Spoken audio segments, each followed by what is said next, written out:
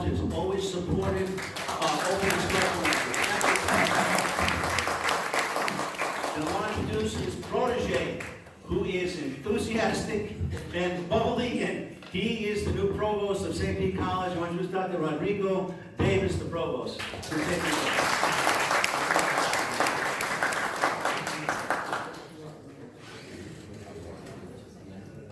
Calimera. Good morning.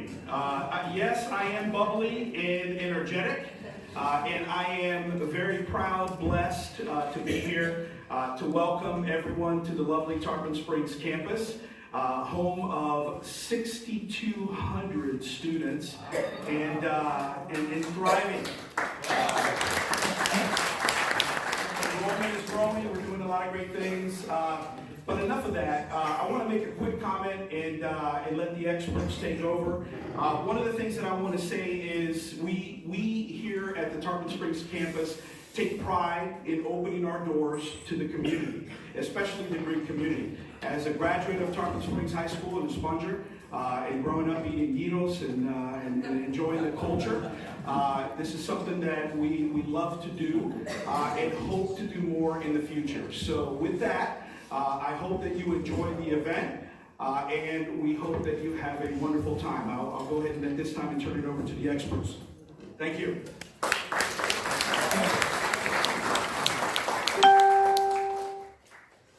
Okay, thank you. I want to recognize a few people in the audience. We have the honor of having our mayor here at Tarpon Springs, Chris Alapouzos. Chris, where I stand up?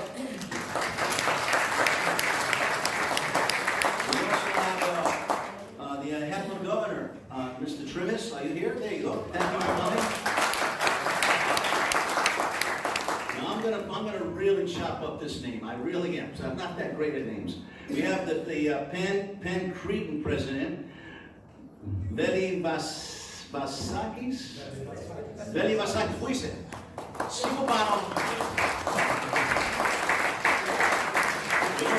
Thank you for coming. We also have an upcomer that's going to be running for Congress and probably will take the congressional seat in I don't know exactly where, but he's running for Congress, and that's Dimitri Grimes. Where are you, Dimitri?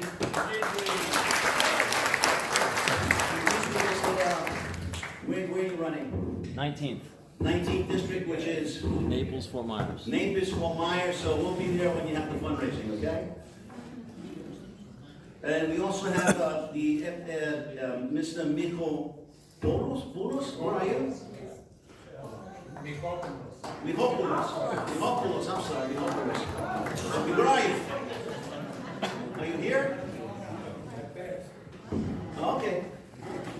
And a good friend of mine who has really helped in this particular event, and we marched down to Washington together a few months back to try and persuade the senators and congressmen to listen to our cause, and that's Michalis Alexandrou. Where are you, Michali? Stand up. Thank you.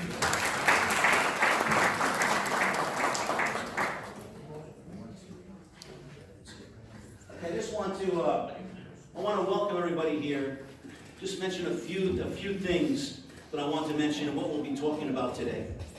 In particular, there's stuff going on. And I'm so happy that you're here. We want to engage you today. We want to have engagement with the professors, with the congressmen. We need you to ask questions. So make mental notes of what questions you want to ask. The Turkish government is supporting Muslim Brotherhood. It's supporting Islamic extremist groups in Syria, in Iraq, and now in Libya. This is great concern to us. Erdogan, there's articles in the newspapers about Erdogan, stating in the newspapers about Erdogan ambitions of reviving the Ottoman Empire.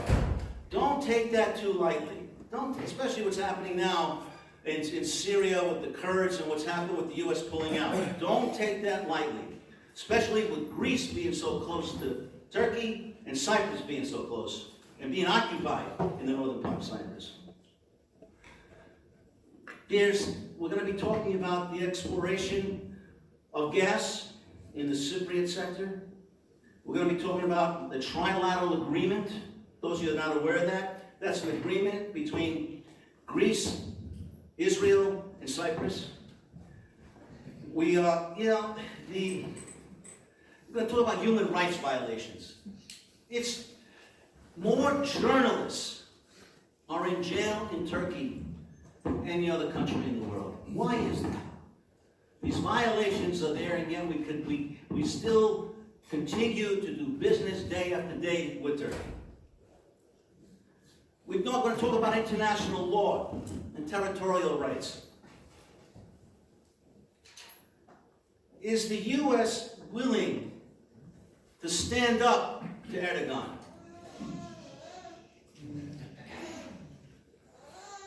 Or is the U.S.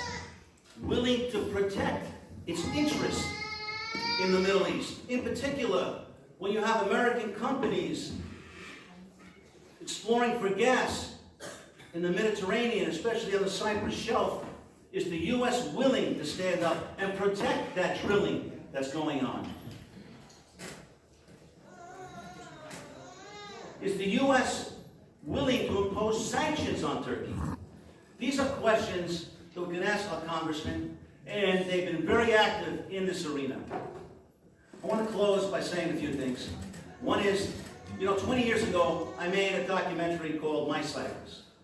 The country, the conflict, the missing. Not much has changed. The missing are still missing, okay? The conflict goes on and on and on. And Turkey, they've been for 400 years, they've had an empire. The first school of diplomacy was in Turkey. They know how to play the game. They certainly know that. That being said, we were 15% Turkish Cypriots in Cyprus in 1974. The invasion occurred. The Turks call it an intervention. We call it an invasion. Regardless of that, the net result is the same. That being said, when they started with 15%, what did they do? They have the settlers come in, and they settled in northern Cyprus. Now, I've said this many times. I asked the foreign minister of Cyprus years ago, 20 years ago.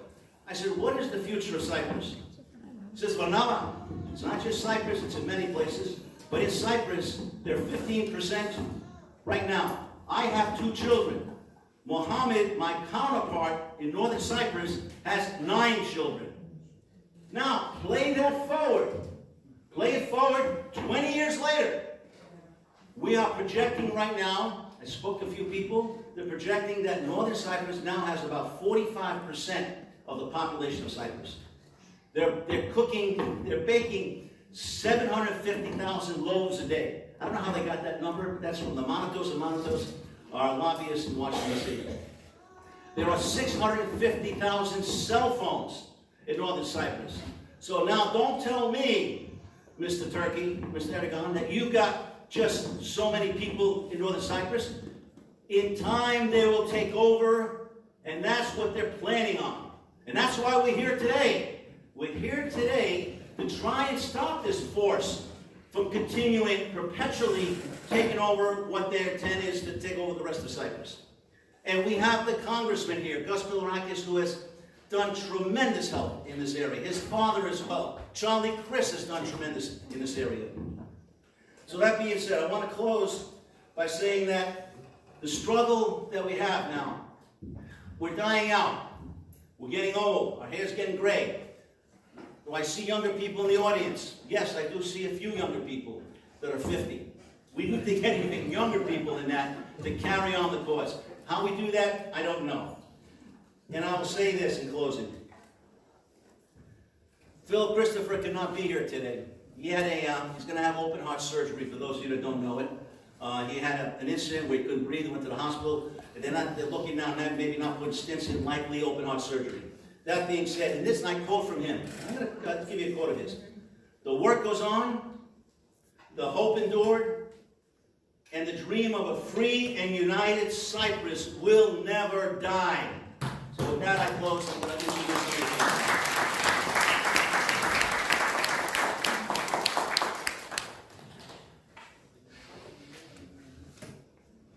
Thanks, somebody pick up my papers and do it for the minute.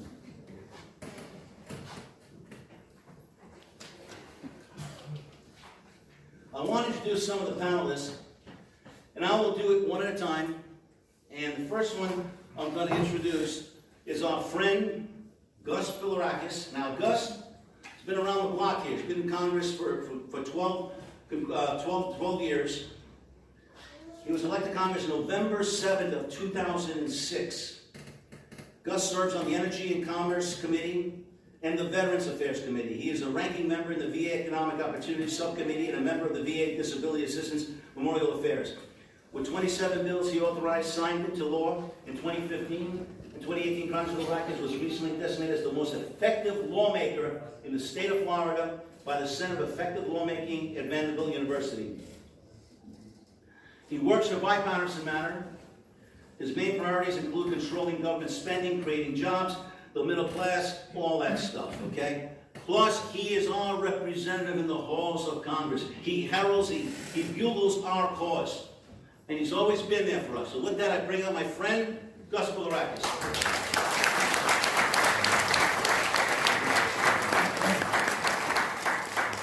Thank you very much. And one thing I have to apologize, I had the cataract surgery yesterday, so my vision is not good. But I'm going to do the best I can. The one thing that Barnabas didn't say is that the Turks in the occupied area are building these schools, these universities, but they really aren't certified. So I call them fake universities, and we don't know who they're not. The students that come from the Middle East, most of them are from the Middle East, are not screened at all. So in addition to Erdogan saying have as many babies as you can, when he speaks to the settlers, we have these so-called students that are coming to the occupied area and crossing Litra Street. So it's very, very dangerous, and I have a lot of notes here, and I don't want to take too long, but I want to get through most of it. Barnabas, the way we do it is, this is a great setting, and I'm glad that I see people that aren't members of our community here. We need to get to the churches. We talk about religious freedom, what's going on in the occupied area. I've seen it, I've been there a few times. Or I've been to Cyprus, but to go to the occupied area from Augusta, Varosha, what a beautiful place that is. What a beautiful place. I've never seen water clearer or more beautiful in Varosha. And I did an op-ed just the other day on what the Turks are trying to do and develop Varosha, and they put up it's considered the ghost town. They put up the Turkish flag. If that doesn't make you angry, I don't think anything else does. So I know what you've gone through. I'm a Greek American, and I'm an honorary Cypriot Greek American as well. I just want to give you a little bit of an update on what we've been doing for Greece, and everything is in the best interest of the United States. What we've been doing for Greece, Cyprus, and of course Israel as well, and some of these other neighboring countries. This is a real opportunity, folks, for Greece and Cyprus, but also for the United States of America. And Israel has been extremely cooperative. We need to bring in, again, the Jewish community as well, because they've been very, very helpful in Washington, D.C. With regard to Cyprus and Greece. We've just passed landmark legislation, and Barnabas calls it, what do you call it, the greatest Greek, the greatest Hellenic Greek-Cyprus legislation of all time. That's right. And is that right? You named that. I remember that in Washington. You gave it the name. It's the Eastern Mediterranean Security and Energy Partnership Act, and it strengthens the strategic alliance between the U.S., Greece, Cyprus, and Israel. We also just had a very productive visit, as you know, with Prime Minister Mitsotakis coming to our hometown. What a great thing that was, and to be able to be there, that was history in the making, to have the first sitting Prime Minister of Greece here in Tarpon Springs, the Tarpon Springs area, 98 years after his relative, his great-great-uncle, Eleftherios Venizelos, visited Tarpon Springs. But of course, he was not the sitting prime minister when he came, I believe, in 1921. He had just lost an election. He came to see what the new world was like. But really, it was historic to have the prime minister here, and I'd love to see President Anastasiadis come as well. He's also a great friend. So again, let me go ahead and look at this here. The Prime Minister's visit right here, of course, in Tarpon was very special. And the world and Congress is starting to see what we've known for a very long time. That Turkey, under Erdogan's leadership, is a bad actor on the international stage. And I want to emphasize that, and Congress. You know that Turkey hires these lobbyists, former leaders in the House and Senate, as their lobbyists, and pays them millions of dollars to lobby for Turkey, on behalf of Turkey. Well, folks, it's not working anymore in the United States Congress. I will tell you that. Because I've heard from members, and actually they've signed on to my legislation that we're actually pro-Turkey, but they know now, finally, that Turkey does not act in the best interest of the United States. So we've made a lot of progress in that area. Erdogan has been actively disrupting the stability and the peace in the Eastern Mediterranean. And my colleagues and I took action by passing the PACT Act, as I said, to place additional sanctions on Turkey. And we will continue to place sanctions on Turkey as they act against our interests. Additionally, we had a productive dialogue with the UN regarding Cyprus, and we have reason to be optimistic about the progress. Of course, we know what the impediment is, Mr. Erdogan. The Eastern Mediterranean Security and Energy Partnership Act is legislation I co-authored, which was signed into law at the end of last year as part of our spending package. The bill lifts, this is what the bill does generally. It lifts the prohibition on arms sales to the Republic of Cyprus. It authorizes the establishment of a United States Eastern Mediterranean Energy Center to facilitate energy cooperation between the U.S., Israel, Greece, and Cyprus. It authorizes a foreign military financing assistance for Greece. It authorizes international military education and training, EMIT, assistance for Greece and Cyprus. And it requires the administration to submit to Congress a strategy on enhanced security and energy cooperation with countries in the Eastern Mediterranean, as well as reports on malign activities by Russia and other countries in the region. And you know, folks, that Russia is no friend of Greece or Cyprus or the United States. I know that we have similar, the religion is similar, but what they're doing to our Patriarchio, what they're trying to do in Constantinople should be just enough for us to realize that. I do also want to know we blocked the 535s, to let you know that, the F-35s, excuse me, to Turkey, which was a big accomplishment because there are a lot of lobbyists that were for that the F-35s going to Turkey. But Turkey, the point that I made was Russia they are purchasing S-400s from Russia, okay? And then they want our F-35. No way in hell is that gonna happen, as far as I'm concerned. Again, I'm not going to go into too much. I'm gonna finish up right here now, because I know you want to hear from others as well. But the CODEL we led last year to Israel, Cyprus, and Greece, and a couple other countries really made a big difference and pushed this legislation. I wish we had spent more time in Greece and Cyprus.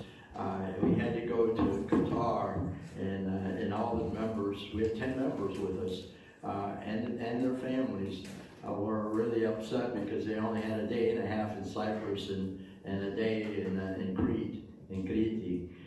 But it really made a big difference because the leaders, we met with all the Cypriot leaders, and again, what's in the best interest of the United States is in the best interest of Cyprus and Greece.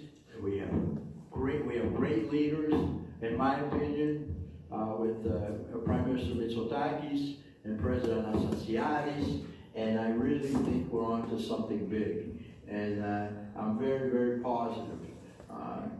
Of course, the impediment is Erdogan, and we have to convince the administration, although I think President Trump takes another angle. He wants to cozy up to these leaders, and then the next day, he'll place sanctions. He's not afraid to place sanctions on them. So, in any case, I've got more, but I know you want to hear from the experts. And thank you for never forgetting, because this is a cause that we must pass on. Hopefully we can get it done, but our children and our grandchildren need to know what you've gone through, and what your families have gone through. So, I'm here to help you. Yes.